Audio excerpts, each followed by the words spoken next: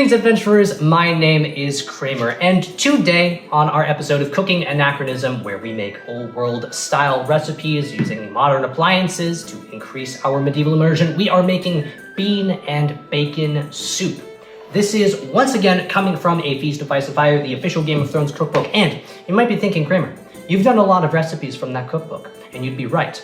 And what that indicates is that this book will take you very, very far, because there are, I don't know if you can see that there are a lot of pages in this book, and each one of those pages has recipes on it. So as always, the link to this book is in the description, as well as the ingredients list. Do not be fooled like I was with this soup. It is very simple, but it is very, very good, and it actually does take a little bit of prep time. So for this dish, very simple ingredients. We are making a half portion because I don't need this to feed 4 to 6 people. We are using 1 single stalk of celery, 1 onion, 1 carrot, 1 leek, a single clove, salt and pepper to taste, 15.5 ounces or so of white beans. We are using navy beans today. They can be canned or you can use dry beans, but you have to pre-soak them.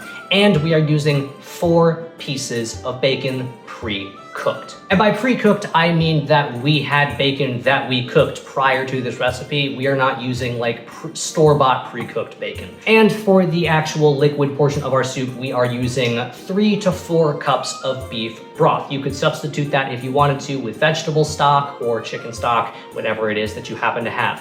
Why do we make so many soups? Well, it's because soups are easy to make, and there is nothing more medieval that I can think of than a nice bowl of hearty soup with a crust of bread. And because soups are so easy, I wanted to find a way to sort of up the immersion of the way I'm making this soup, to make it a little bit more interesting for me and to make it a little bit more interesting for you. So for this recipe, we are actually not going to be cooking this soup over the stove. We're going to be essentially baking it in the oven with an earthenware pipkin, a very large pot. So definitionally, we are making pottage today. All of the carrots, the celery, the onion, everything except for the bacon, all goes into the pot.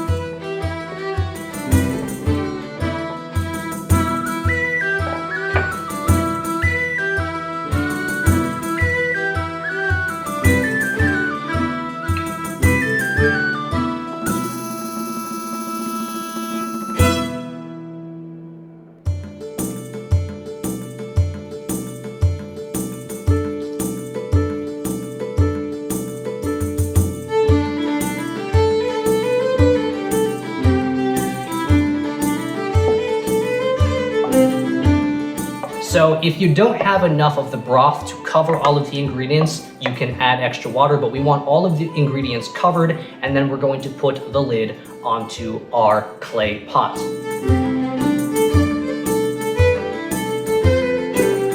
So to keep the pot from overheating too quickly, I am not preheating the oven first. I'm just putting the pot into the oven, and then I am allowing it to preheat, and then slowly bringing it up to 350 degrees Fahrenheit. Now, in the recipe, it says to simmer it on medium, so I don't think it's necessary that this boils. Ours ended up boiling slightly, but we're gonna just leave it in there, monitoring it occasionally to make sure that the liquid levels aren't getting too low, because we're not making baked beans, we're making a soup.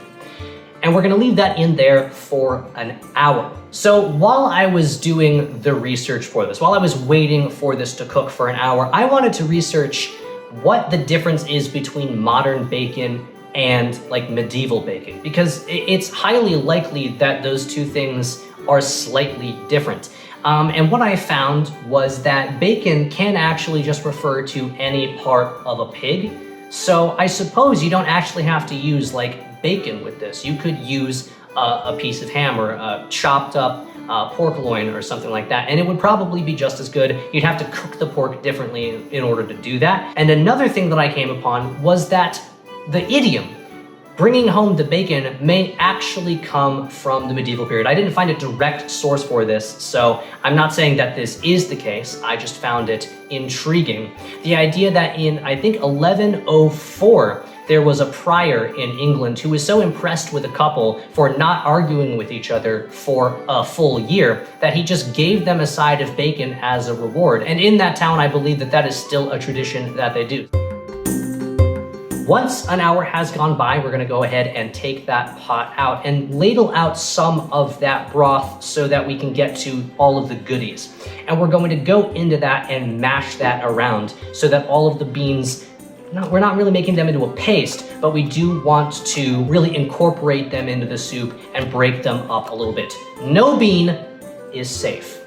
And then we're going to add the broth back in because I want this to be a very soupy soup. I don't want it to be too thick. Then finally, all of those pieces of cooked bacon go in. We're gonna stir that up and then serve it hot.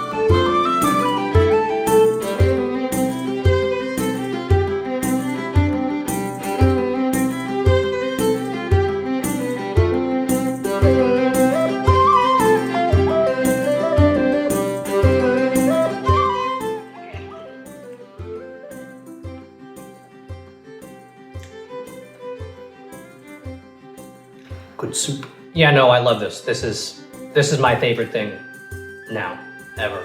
I love this. It is spicy. It's very hearty with very few ingredients. This is stretching those ingredients a lot. This is probably 3 to 4 servings worth. What is better than a hearty soup with bread?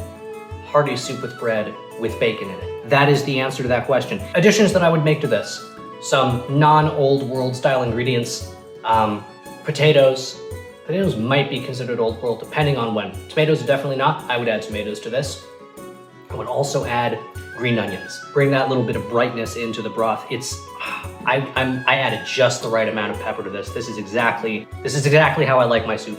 Clean, slightly spicy, simple ingredients, lots of onions. This is the best. This is my favorite. I don't know if I'll top this. I don't know if I'll top this one. I'm super happy with this one. And what's nice is that because the bacon wasn't cooked in the soup, it was cooked separate and then the bacon was put in after, it means that if you're saving this for later, it's far less likely that the soup itself is gonna end up solidifying because of all that bacon fat that's in it. There's not a whole lot of oil in it or anything. It's a very clean soup with bacon in it. It is not a bacon soup. When you put bacon soup into the fridge where the bacon is cooked in it, it turns into this big gelatinous blob. I don't think that this is going to do that. Thank you for joining us today. There are a lot of options with this too. You don't have to add the bacon. It would still be very, very good. You could use vegetable broth if you're vegetarian or something like that. Really hope you try out the soup. I absolutely love it. I will be making this probably once a week. Thank you for joining us today. I will see you soon. And in the meantime, I'd like to wish you good luck on your adventures.